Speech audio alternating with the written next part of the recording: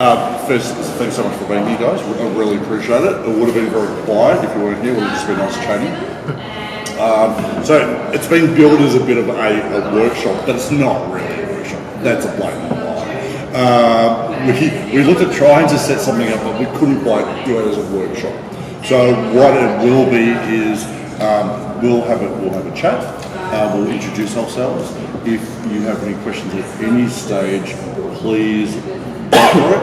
And if you don't have any questions that you can think of, we'll probably just ask ourselves each other questions about process and go from there. It's going to be light and simple, not super long. We're going to get to the meat of stuff. But so if you guys have any questions at all, once we get to the Q&A part, please feel free to ask, and we want to help in any way we can. So just a little bit about myself. So my name is Dean Rankine, and I'm a comic book artist and writer from Melbourne, Australia. I've worked on The Simpsons, Futurama, Simpsons coming, Futurama. I think I've watched them. Rick and Morty of late. Underdog, I think called Oggy and the Cockroaches. I've written for The Phantom. I have about 2 pages in a Hellboy comic. I had a thing called Itty Bitty Bunnies in Rainbow Pixie Candyland, which was about naked drug-using bunny rabbits, which won awards. I illustrate and write children's books. So I did the TikTok Pony series written by Magda Zabansky. Magda Zabansky, she's an actress. Kath Kim. You know Kath Kim, she's an Australian actress, really lovely person, smart too, super smart. And that was for Scholastic. I do illustrate books like Where's Wally kind of style books. I recently did Can You Find the Easter Bunny?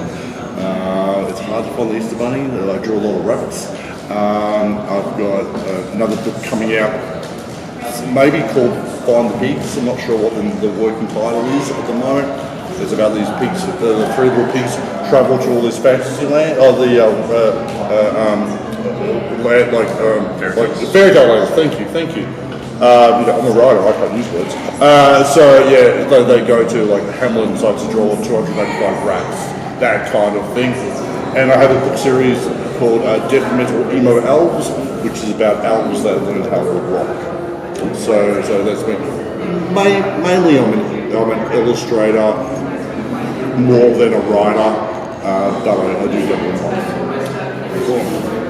Hey guys, I'm Josh Skye. I am definitely not an illustrator. I do illustrations, but ironically, not professionally. I'm a writer. I currently write for Master Universe, and I've written extensively for Heavy Metal Illustrated. I've written for Marvel Comics and Marvel.com.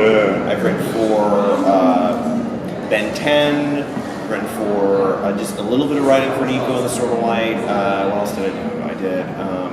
I just have to remember. I've done a lot of science fiction, prose and short stories, and I'm currently I have stories slated for Maui Strong, which is an anthology for Maui, where I grew up, to help raise money for the fire that happened in Lahaina. And I also have a forthcoming story in another anthology called Hyphen.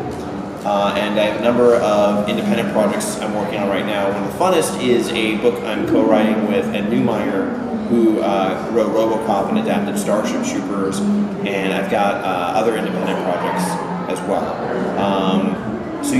I grew up in Hawaii, big comic book fan, big toy collector, big video game guy, so it's just really excited to be here and to help out in any way I can.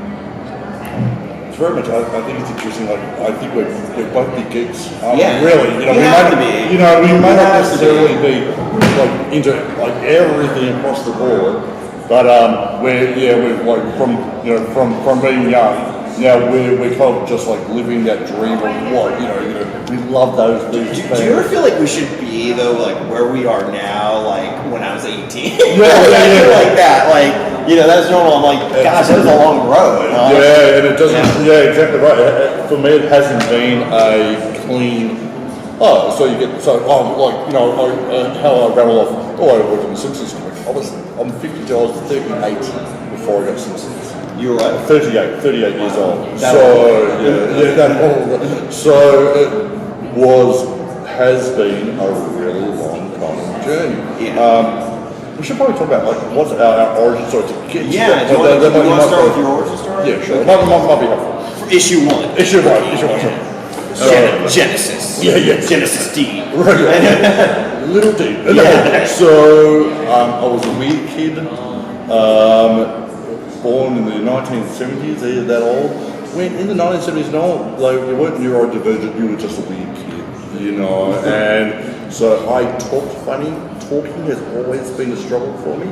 And when I've been drinking and when I'm tired, it really gets worse. He drank, by the way, before this. Yeah.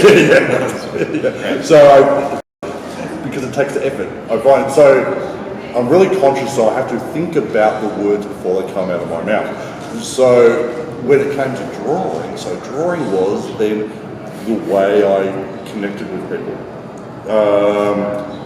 I remember in preschool, I drew a possum. I drew this possum, and someone said it was really good, and I'm sure it wasn't because kindergarten kids do not draw good possums.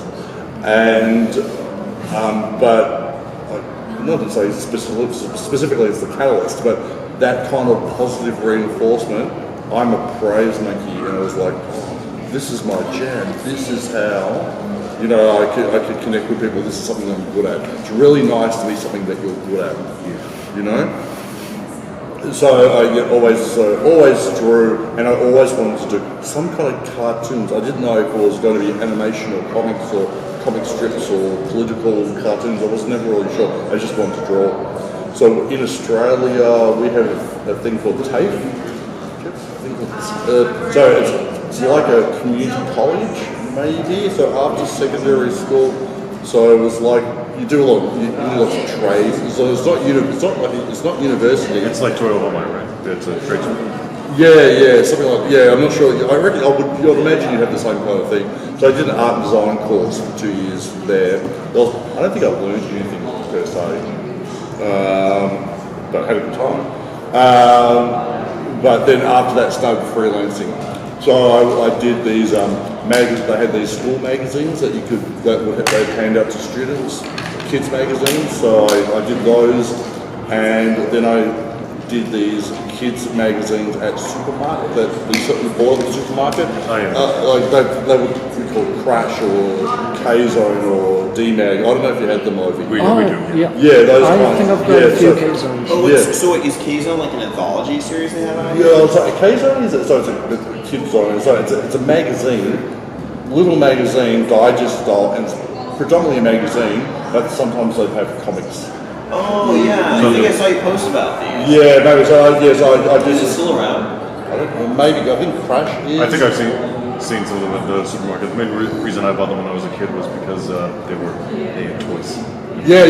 So They have the comic strips, right? Yeah. Because I didn't know there were comic strips in them at the time. I just wanted to they have toys and stuff like that. So I worked for them, and so like little bits and pieces that you would never have heard of.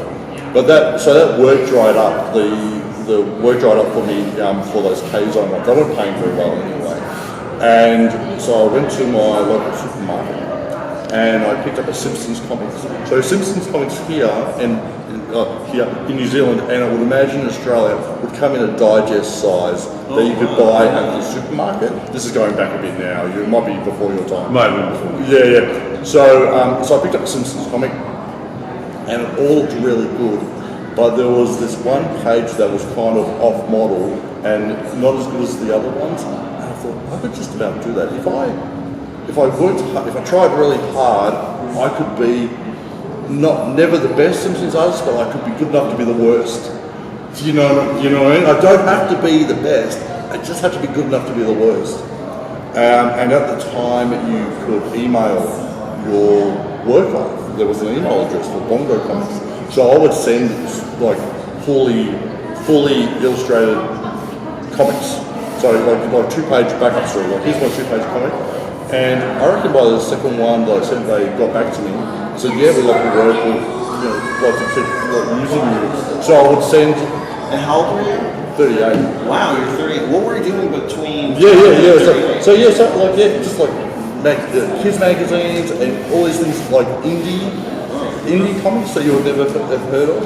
And again, so you think that's why I always feel like I'm 10 years later than I should be doing anything. Right. I'm like, I think it's the era also that we broke into. It's just so different because it was so mined. Like before when comics started, right? They needed all these people also to like build this infrastructure. By the time we got in, the infrastructure was pretty set, right? Yes, yeah. So it became very different, difficult, quite frankly. Yeah. So sorry. No. So on your second submission, Bongo just started running. Yeah. So what I would do, I would send off ideas, and it would just be like, and I would draw it up. Again, I kind of consider myself more of an illustrator than a writer, so I wouldn't do scripts. I would actually like draw up this happens in this episode, so they would see exactly what it was after. Storyboards. Yeah, it's like a really rough comic.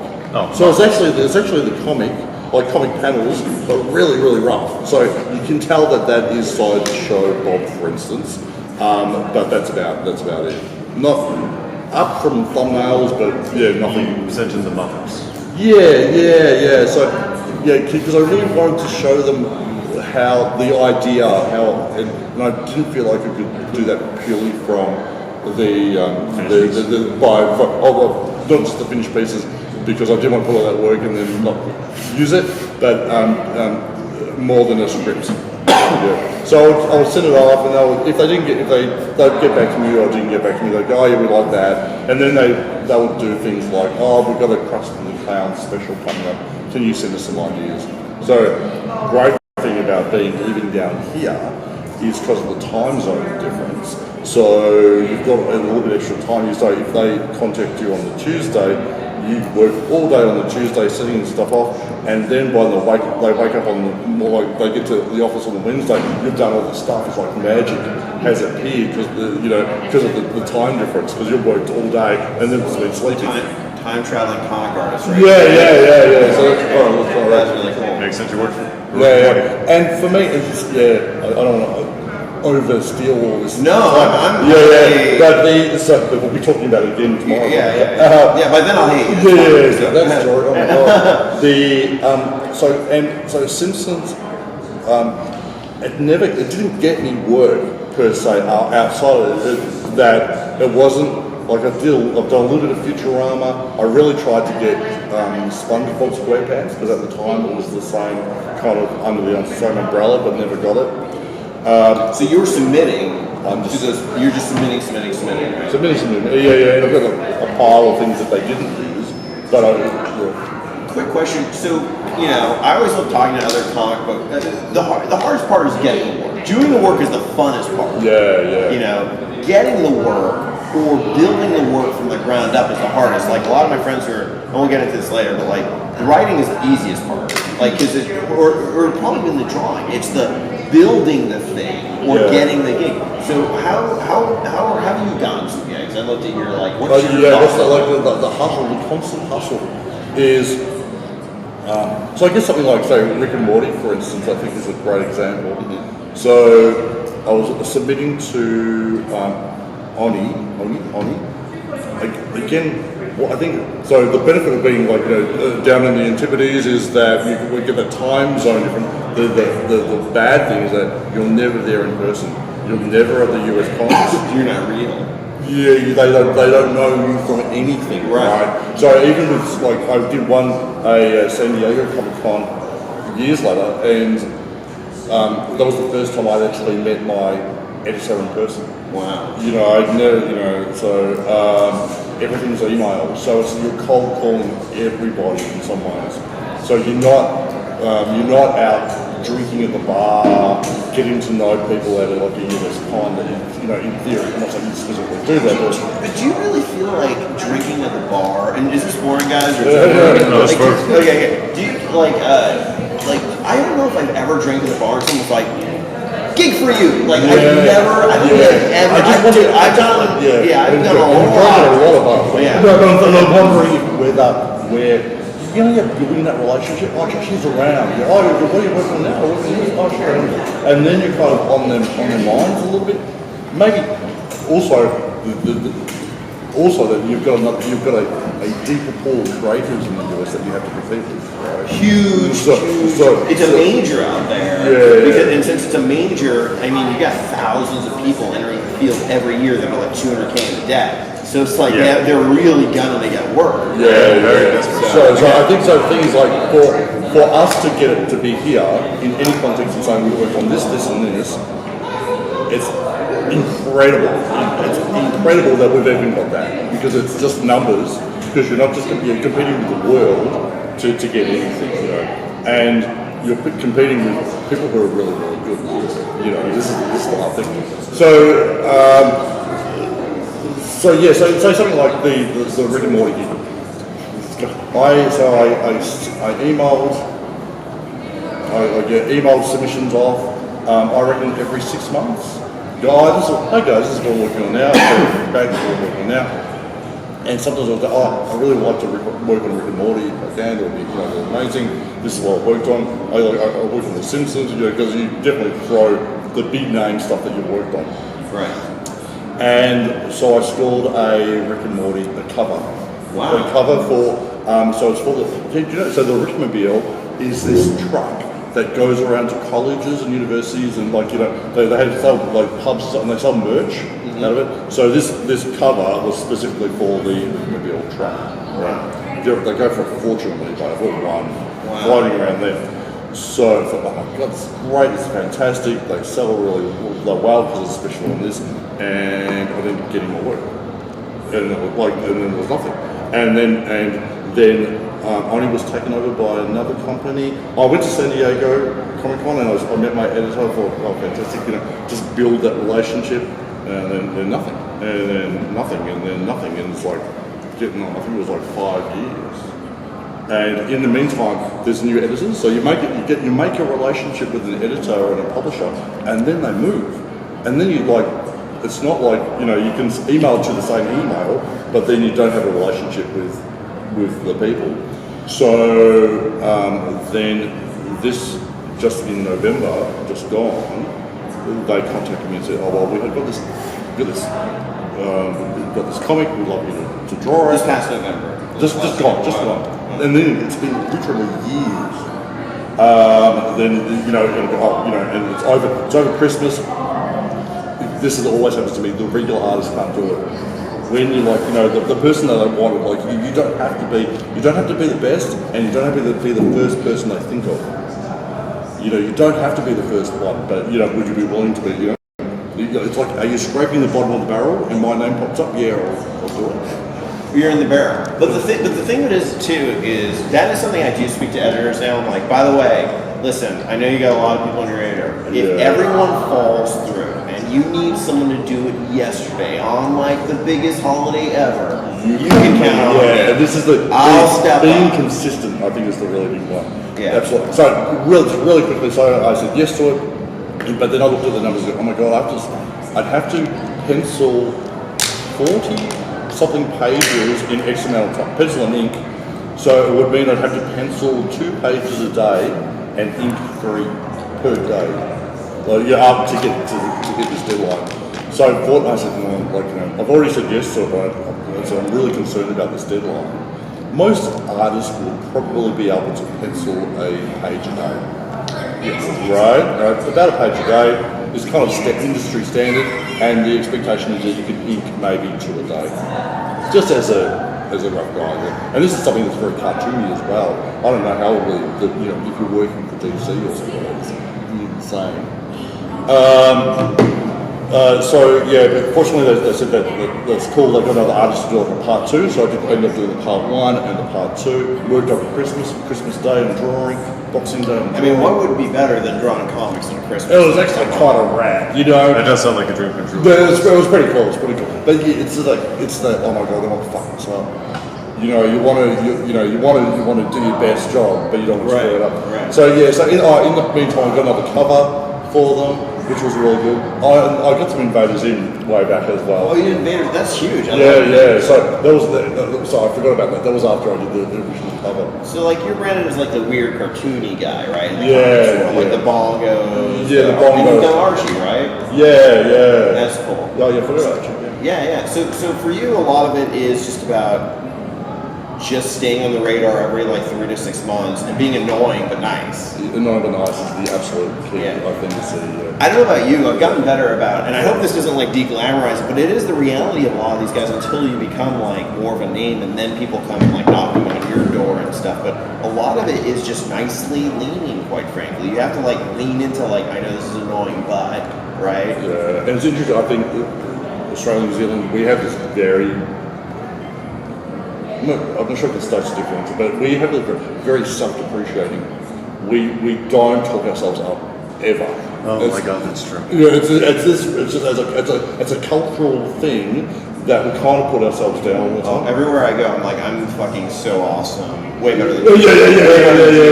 No, I'm just kidding. I don't really do that. Yeah, I just, I want to, but also it doesn't come naturally to anybody, really. Well, the nice things is, you don't really, I feel like if you've worked on brands, you just say the brand, you don't have to say it in a boastful manner, and the brands speak for themselves. But that's the tough thing about working for brands versus yourself. You go, I've done this indie book.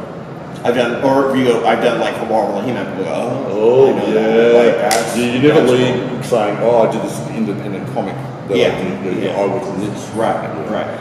We're going to do the Joshua Scott. Oh, the Josh Sky story. So, grew up in Hawaii. I love comic books and science fiction and fantasy. It was harder to get because I lived in a remote place. Probably like I was going to say, it's really similar. Like, I would imagine there would be similar too to many. here in New Zealand, probably similar to Australia. But like on Maui, so I just remember seeing Marvel is of course popular, and we got Marvel stuff out there. And I remember I was on the playground and these kids were playing with like Marvel trading cards. I remember seeing like that artwork and being like, what is that? I mean, even to today, if you pick up like a Marvel or DC comic from like the 60s through like the early 90s, the color was just so much brighter. Like it's like reality alternating, when you look at it. So I just remember being just fixated on it as a kid. I just thought it was utterly fascinating. And I remember very early on, I was people seemed to like my writing to a degree, I was a slacker. So like in 12, when I was like 12, I remember 11, we had a science project to write a science fiction story, and it was like your whole grade was writing on it, and they gave us months and months and months to write this thing. And I just wrote it like 2 periods before, and I turned it in, and I did it longhand, like everyone typed it up, so I turned it in longhand, I got an A-. And I'm like, how did I get an A? The teacher just kind of shrugged and goes, I really liked it. You're supposed to type it, which is why I got an A-, but I really liked it. I was like, oh, thanks. And I remember I tried to like not be a writer for a while, where I was like, writers don't make money. That's really hard to break into. I don't want struggle. I want like an easy life. I remember thinking like as a kid, I'd watch Star Trek and I'd be like, nah, I don't want to try that. I want an easy life. And I remember what happened was you could sign up for, we'd go to different like programs at school, and you could like pick something. And I remember I tried picking dance, and they still put me in writing. Like people would be like, you look like a writer. So I was like, all right. So then what happened was my parents got divorced, and that was like a very cataclysmic thing in my life. We went from like being pretty much rich to like my mom struggling to like help me and my brother, right? So I remember, I got really into escapism. If I was in a science fiction fantasy before, I was really into it then. Because it was escapism, and I got a lot of my morals from reading comic books and stuff like that. And I was in a Dungeons & Dragons like role-playing group, a couple of them on the island. So that was kind of my first writing break, where I was like, I like baking up the adventures more than I like playing them. So I was, at the time, I was reading like, I think you guys are probably familiar with these British authors like Michael Moorcock. Of course, I love Tolkien. But I loved a lot of different American science fiction authors too. And I would write these adventures, and what happened was I graduated high school and I moved to New York to my uncle's attic, and I lived in my uncle's attic like Harry Potter style.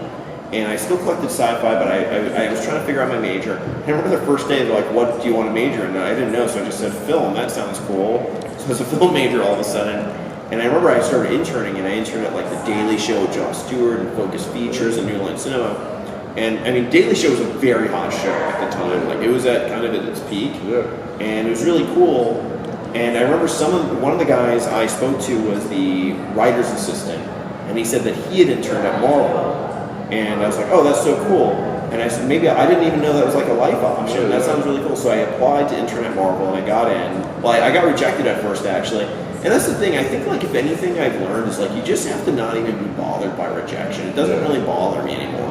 I mean, it bothers me when there's a lot of money on the line now and then it falls through because it's something you didn't do. That sucks, right? Nobody likes that. It's great when it goes through though. So, but anyway, what happened was I got brought, the guy who oversaw the interns brought me back and he goes, you are going to intern for me and help me oversee all the other interns. I'm like, great. And that guy got fired, right? He didn't pass his drug test. He was a great guy. He like pot was illegal back then in New York. Might still be now.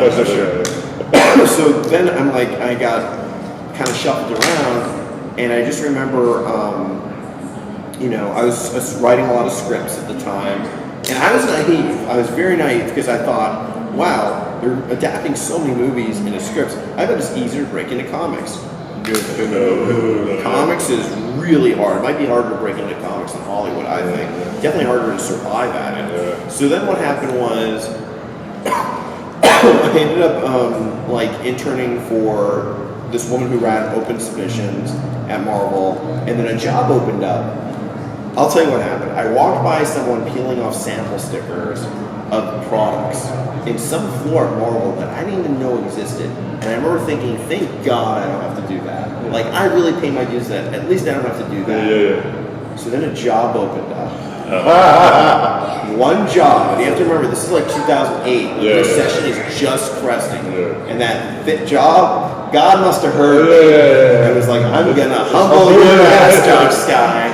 And I can change the subject. So I was also in this area called the mezzanine, and my job was to work in this brand assurance, which was completely may as well have been another fucking universe from creating comics. And I did that for 5 years. I did it for 5 years. It was good physically. I mean, I don't like doing physical labor, but physically it kept me in shape.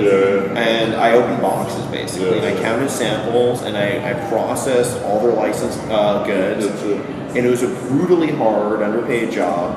Marvel, by the time I broke in, was such a different animal. Back then, you could be in the building and be like, nobody wants to write a comic. Kids, oh, you want to write for this licensed comic? Sure. By the time I broke in, they're like, you have to be like a best-selling author, famous. Are you going to help improve my career by me giving you a gig? It changed very dramatically. Or are you in? And by the way, like people always say, oh, well, you want to get in with the editors. They have to want to get in with you. Like they go in Hollywood, like, you know, it's who you know. I'm like, yeah, and it's who's willing to know you, and you have to have really something to offer. So what happened was the guy who was recruiting talent was like, you know, they kept like kind of like, I mean, they threw me some bones, and I got to write for Marvel.com and a few things, and for web series, but I wanted to write for the comics, and they're like, and I wanted to write for TV for Marvel, and I knew I could, because I won all these top accolades also, which I skipped over in my college. So I won like the top TV award from the TV department, the top for writing, and the top screenwriting award for the screenwriting department. It was a pretty like good program, honestly. So I thought I was going to be like writing blockbusters next year, because you read about these careers in the 80s, like, or in the 90s when they were doing this sort of stuff. That was fucking gone by the time I got it. Anyway, so they said if you get a literary agent based on your writing, like, we'll consider you. So I got an agent at Abrams Artist Agency based on some Avengers animated specs I wrote, and they still weren't reading it. I'm like, I gotta get out of here, because I got an agent, fine. So I went to LA, and I ended up working for Disney Publishing Corporate and Fox Television, all these places. And I finally, after years of struggle, I also was writing my own stuff. And that's my advice, not that you guys asked, but write your own stuff. Write short stories, write stuff that you can publish that you don't have to rely on other people as much, because you can at least control it, and you can still derive that amount of happiness. Because I think a fear I had early on was like, will I ever get to create any of my own ideas? But if you can write prose, yeah, you can. So that's pretty cool. So anyway, broke in, got into Ben 10, got into Nico and Sword of Light, and the show got canceled like right when they were handing me my scripts to write for that series. It got canceled.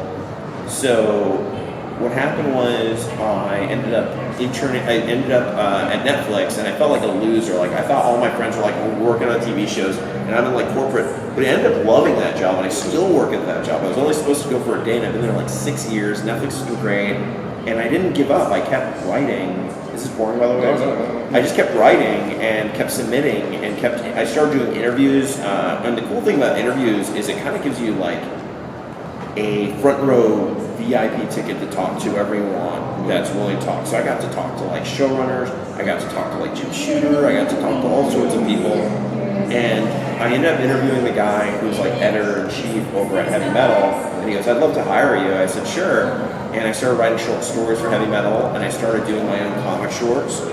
And I knew people, but it's like one of those things that you can't like angle if you're going to get a gig or something. But what I can say is if you put work out there, even if it's independent, and you just post it, I think people do read that. Like I had a friend at Amazon who's a creative executive, and he would always say, "Oh, send me stuff, I'll read it." Never read it. Yeah. One day I just posted a short story on like Facebook or like Instagram, and he read it, and he actually like texted me and was like, "That was amazing, we had drinks," and he goes, "I'm gonna get," that's how I got into that animated series. Because I think what happens is that when you post your own stuff, people go, "All right, how good is this guy? He's not looking," and they read it and they go, "Oh, that was pretty good," right? Yeah. So same thing happened with Mattel. I wrote a short story for Heavy Metal. I shared it with this person I knew at Mattel. She read it and she goes, "Would you be interested in writing for He-Man?" And I did not even believe her because you go through so.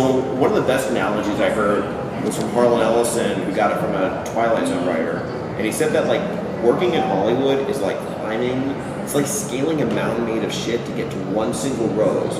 But by the time you get to that rose, you've lost all sense of snow.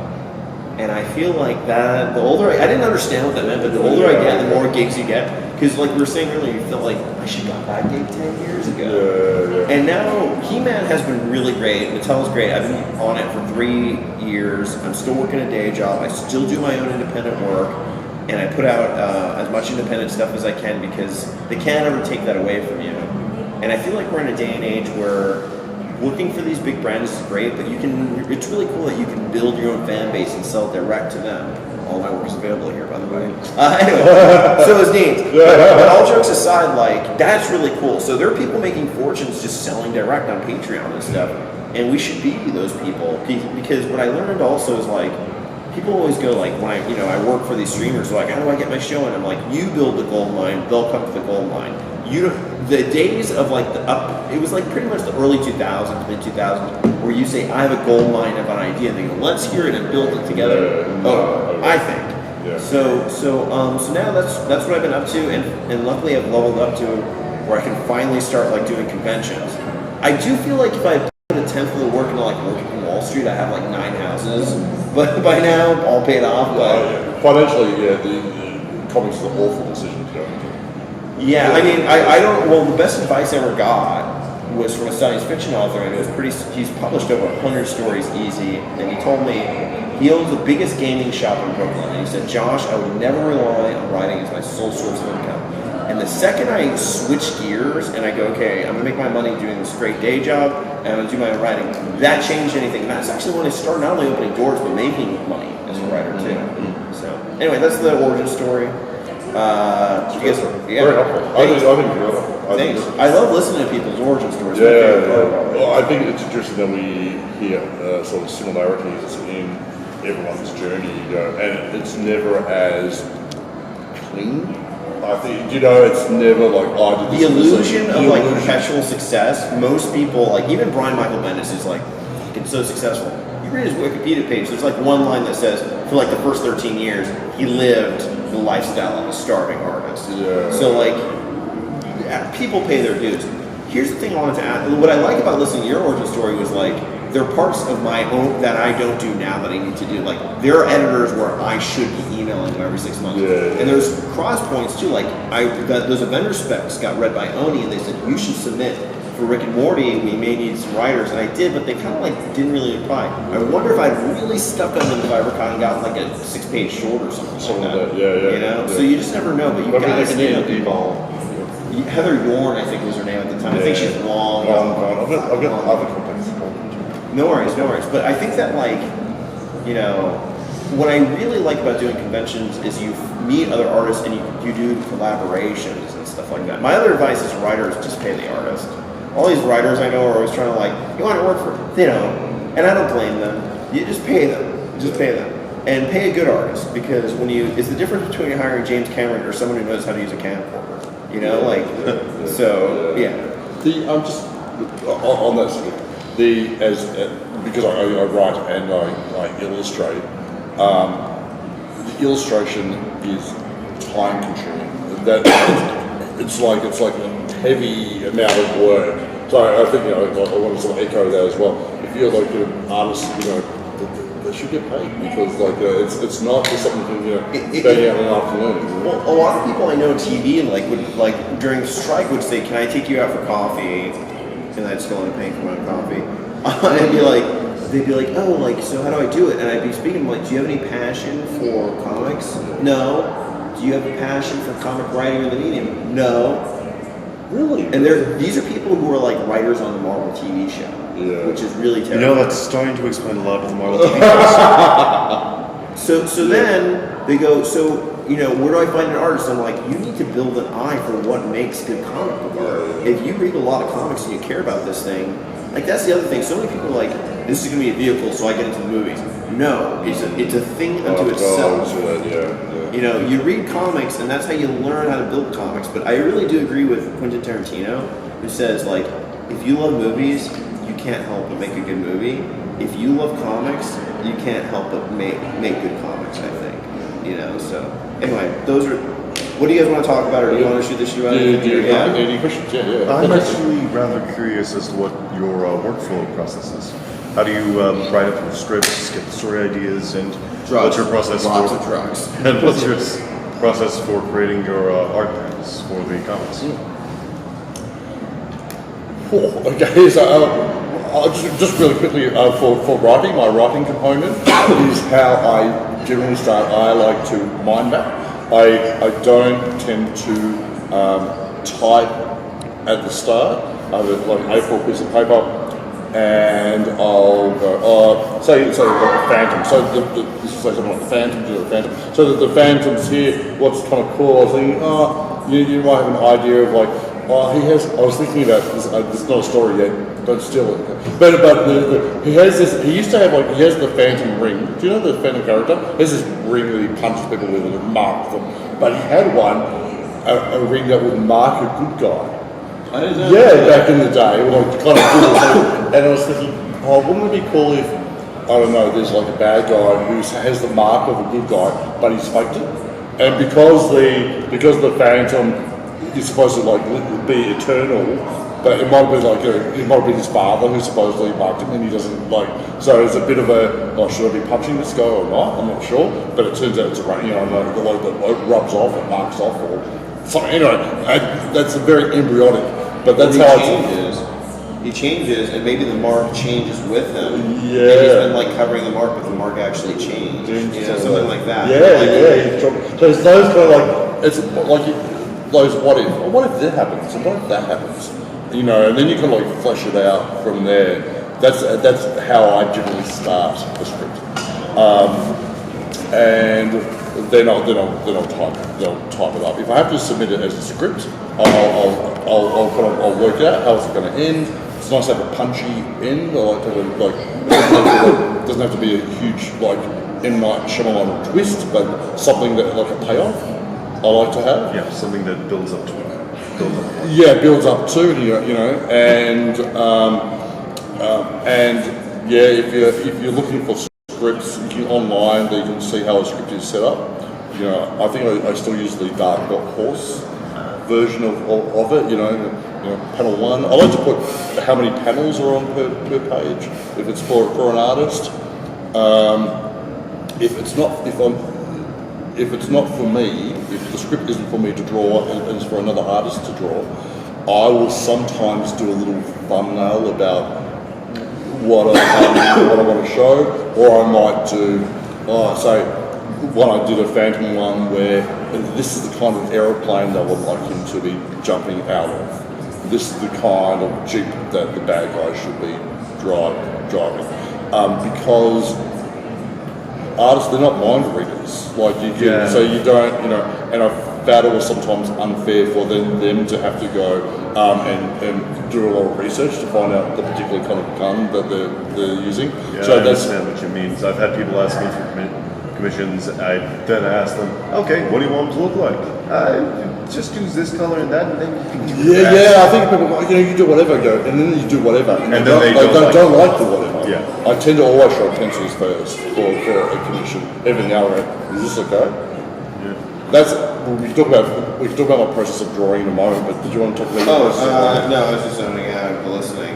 Well, I was thinking of how like when you do some of your commissions, like you need to stand here while I do this commission. Otherwise, it's not going to happen, which I thought was really cool. I never heard another artist do that, actually. I continuously badge people I have to do commissions for. Yeah. Because people come up and they'll talk to you, and which is really reasonable that people come up and talk. But if you're drawing, I can't necessarily just draw and have a chat. At the same time. For comic book writing, so I'm very lucky in the sense that I got into reading a lot of short stories and short fiction. Like, if people want to break into writing, there is a tried and true method, right? Like, okay, first off, listen to like all of Ray Bradbury's speeches. He has one particular one called UCLA. I can send it to any of you guys if you want to add me on Instagram. Just mention it to me and I'll send you the link. I gotta listen to this thing at least a year, and if I haven't, I should listen to it more. Because that thing changed my career. And what he said was so profound. He said, here's the kit. Write one short story a week. Read a short story a night, a poem a night, and an essay a night. I don't even follow this, and I just help my brain get. I try to probably read a few short stories a week, or when I feel like it. I don't write a short story a week. I probably write one every like a month or something. But he said if you write one a week, you'll have 52 at the end of the year. He goes, it's really hard to write 52 bad short stories. Like, you gotta really try hard to write 52 bad ones. They're gonna be probably enough to be good to do an anthology's worth. And if you have an anthology's worth, then you have a book. So you can do that if you do that once a year for your entire life, you're gonna have a huge pantheon of work. Even if you do that, quarterly, you'll have a lot of work. So for me, I read a lot of short stories, and I read a lot of comics and a lot of comic shorts. And same thing, if you want to break into comics, write a really good comic short, find a good artist, pay them the money, right? And because nothing expedites action like money, I've learned, right? You're surprised. I've had some people who, no matter how much money is offered, are not able to work any faster. Well, the challenge to me as a writer in comics isn't the writing. It's getting the work, and the next biggest challenge, or as challenging, is finding an artist that you jive with and that's going to deliver. Yeah. Because I think a lot of artists, even professional ones, are kind of flaky, right? I'm sure you've met some artists who are like amazing and they just can't do it. They can't get done. They can't get it done. Yeah. They can't. So anyway, for me, my process is generally like sometimes I'll write a one-page outline. And that's great because then I'm ripping myself off. Then I have like my own cheat sheet of like what to do. And sometimes I'll just kind of start the script and I'll kind of feel it out as I go. And then I'll I don't know how, but I figure it out. Because I think it's kind of like playing a chess game where you carve your own pieces and then you go, oh, this is where this move should go. And you kind of feel it through. But Ray Bradbury also had another good piece of advice, which is only now I feel like I'm really getting better at following it, which is just instead of thinking about the writing, feel it. And that's been cracking a lot for me. Like, I recently wrote a practice short that I was working on for a while. I'm like, what is this really about? And I realized it's about being heartless. And the whole engine of the story is built around that. And I was able to pay that off. So I think that's a really good piece of advice too. That from Ray Bradbury. Would you like to talk about comic drawing process? Yeah, I'm quite curious as to how you think of the panels from the script and then. Yeah. I think there's actually some pretty solid rules that I see broken a lot. That like the first panel should be a long shot. So it's the establishing shot. Yeah. So say I'm working from a script that I haven't written. That happens a lot. And you go, this is, cities, Yeah. So you want to be able to show the reader where it's happening, or you're purposely not showing the reader where it's happening, and there's a reason why you're not doing an establishing shot. Normally you go X-Men Mansion, for instance, or you might go close up of this, and then you might pull back and show where it's all happening, but that's on purpose, right? I was going to say one. Also, I worked on Scotty Young's I Hate Fairyland. I don't know if you don't know Scotty Young, but I worked on the I Hate Fairyland comic, and one of those ones was this. The whole panel is Larry the Fly talking to Gert in a close-up. Because you had a drink last night, do you remember everything? Oh no, why? Are you sure you don't remember everything? And then the payoff on the next page is that she's got this huge hump on her back, but you don't see that in the original page. So the ones that give a bit of a go, the page turn, something happening. So long shot, establishing shot, just like a filmmaker. You're just like being a filmmaker. What's the best shot for this? You would use a medium shot if you're doing action. So you want to see the whole, you want to see what's happening. You don't want to be too tight in that you're not seeing the punch happen, or too far back that you're not seeing it. That's kind of the basic kind of rules. And then you've got things like the worm's eye view if you want to make something look big, or you want to look down or something. You think about that. So what I'll do is I will normally get a script. Really, I think a great thing to do is to get a script off the internet, something that and then I thumbnail it. So a thumbnail is a little drawing, so you fill up the panels, you go, okay, panel 1, the character will be here, this will be here, tiny little panels of, car crashing through a window, I don't know, I hate drawing cars.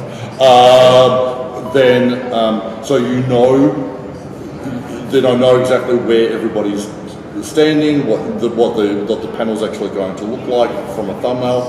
Then my process is then I go into Photoshop and I put all the panels on every page where I want it to go.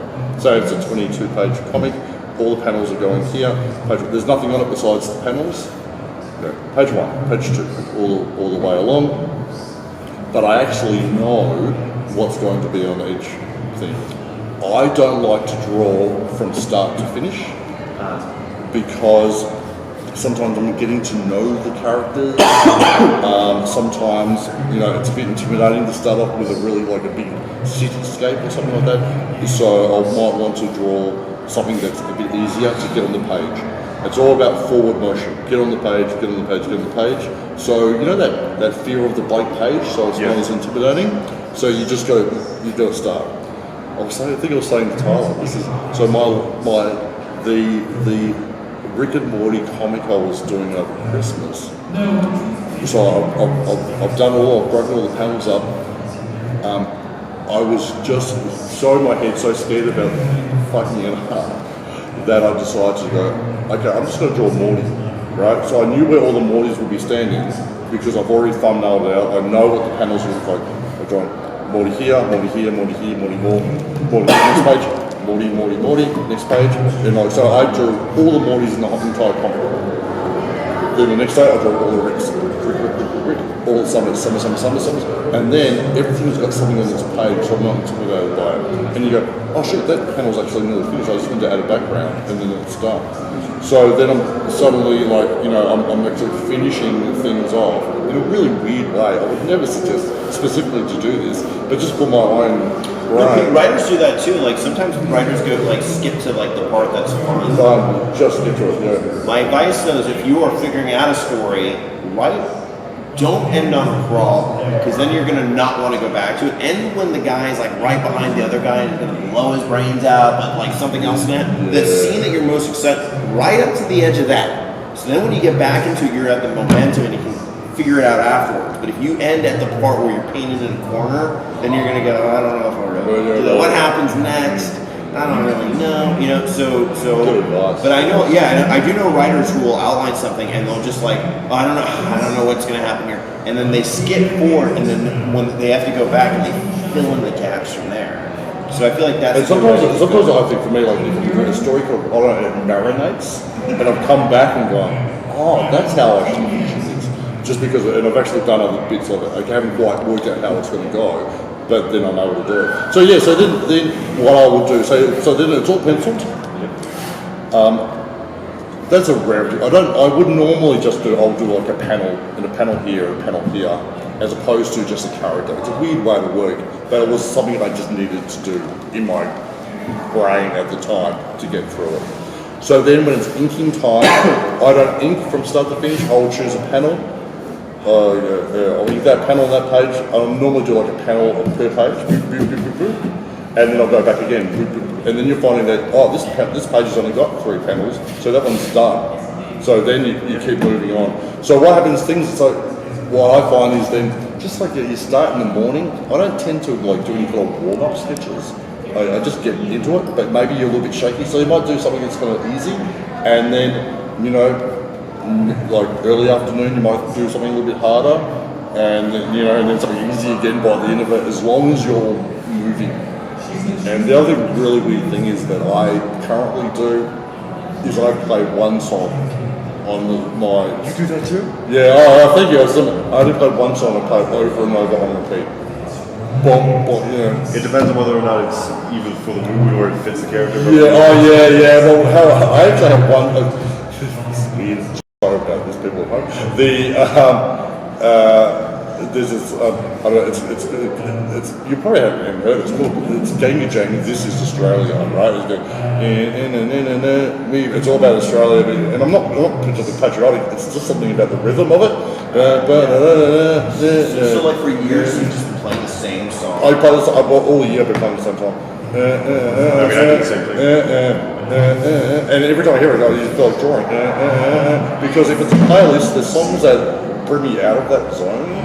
But I don't like absolute silence either. Do you guys ever like read comics, get inspired too? Like sometimes I'm like, oh man, I don't know. Like then you'll just kind of like dig through your long boxes and like pull out like Teen Titans from the 80s or something like that. I do a lot of that. Sometimes you get into your own rabbit holes. Yeah. Sometimes like I realize that marinating you really need to do. Like subconsciously your body just goes, I'm not ready for this. Like your mind's like, I'm not ready. I'm still feeling this out, whatever this thing is. And it can be an absolute gem though. And you go, I'm glad I waited. Yeah. And you go, sometimes like deadlines, I just got to bang it out, right? And it's like, but if you have that little bit of time to be able to go, oh, that's what this is. And yeah, that's what the theme of this is. Some stories, what the thing is though, I think that the biggest enemy, again, Ray Bradbury said this, self-consciousness I think is the enemy of life, and especially creativity. And, we were talking about this earlier, like I found stories I wrote like 13 years ago where I'm like, this is totally publishable. I wouldn't write something like this today, not because it's bad, it's just I don't think about the same themes that I thought about then. Yes. And I feel like the thing not to let yourself do is to like stop, right? It's just to keep going. It's almost like a radio that's dialed into a channel, and that channel's the work. And you just want that to flow as much as possible, and create as much as possible, And that's what I'm trying to like get into more, just into that habit of doing. Just doing it. Just doing it, just making stuff, But I forgot what we're talking about, so it's like that. Just now. But anyway, do you guys have any other questions? I've got heaps actually. Okay, so first question is for Dean. So a comic like this where you do the cover, but it says here that there's also a cover bear can see. So when you do something like this, are you in touch with the other people to make sure that you're not doing like similar covers, or do you just? No. That one was that's the cover. That's the copy I did. Yeah, Morty. Yeah. That cover was just like I present. They said so. I drew the cover before I actually saw the scripts. And drawn the story. So often when you see covers, you go, this cover's got nothing to do with the internal. That's why, because the cover had to be done first. And I hadn't even seen the script. So this is a spring break special, and no doubt, like Australia and here in New Zealand, that we don't have spring break. So it's not something that we do. So I was thinking, what's this? So there's a movie called Spring Break. So it's actually a parody of that. Of the cover. I did pencils for it. And the first one, well, not rejected, but the first one was they wanted changes. You see the different artists doing it. So they wanted some changes. So I did the changes and then it was okayed. So what happened? It had to be approved by Oni and then also Warner Brothers. Because it's a Warner Brothers property or something like that, I think. So that happens a bit. Sometimes you think you're okay and then suddenly you're not okay because it's been approved by somebody else. So no, the variant covers, no. And so I guess it's probably more of an editorial level that will make the decision. They go, they might reject it because it's too similar to someone else's cover, but that's not something I've come across before. My last one was a variant cover that I did, so I think that I'd seen the original cover, but I didn't see anybody else's variant cover. Oh, I got a question. For submitting to those editors that say, "Oh yeah, send me stuff." You know, if anything like happened, they'll like let you know. How long do you wait in between submitting to them? Sometimes you might get distracted, or because other In a perfect system. Yeah, probably every 6 months. 6 months. I only send stuff every 6 months because sometimes it was like I haven't done anything new. I'm trying to get an IDW at the moment, and I've been sending. I want to do a Turtles cover. Turtles. Oh man, Turtles would be so cool. Turtles would be great. So I'm still very cartoon. I think it'd be a fun, even just like a store exclusive. I love to do Turtles cover, but I've been trying to get an IDW for years, and I've been sending everything. You were trying to submit to 2080? Yeah, well, I did. I wrote the scripts for, I think it was Future Smash. Do you know that one? And I received a rejection letter 12 months later. It was actually 12 months. That's the other thing. It's like they don't say no. Yeah. Say no. So that was Future Shock. They were accepting stuff. But yeah, I got rejected. But Do you have any more questions, man? Yeah. Actually, yeah. So, do you guys ever find work at conventions? Like, do people come up to you and like, oh, hey, come work with me on my next project or something like that? Or is it more just in fans? I have never really. I've gotten work through like osmosis. Like, I feel like the work I've gotten is and I've gone on a lot of drinks, a lot of meetings with people. The work I've gotten is just from the work I've put out there where someone reads it. And like Dean and I have talked about this, my goal in my work is to like emotionally move someone, because if you can move them, then you make them care. If you make them care, that means your story matters. If your story matters, they want to read more from you, right? So that's kind of like my equation in my head. So I think for me, in a way, yes, because I've met more artists to collaborate with and do more independent work, or like we worked on some stuff together for different like outfits. But I'd go more to meet other creatives, to meet fans, to buy stuff and travel. That's cool. And it does. The more you do conventions, I don't know about you, but like it does make you more real. And then the buyers go, oh wow, this guy like went here and here, and like he's at these conventions. Well, okay, clearly he's like starting to level up. So, and I think social is so important, and it's hard. It's a job, but you must. I think you must do it, because you must.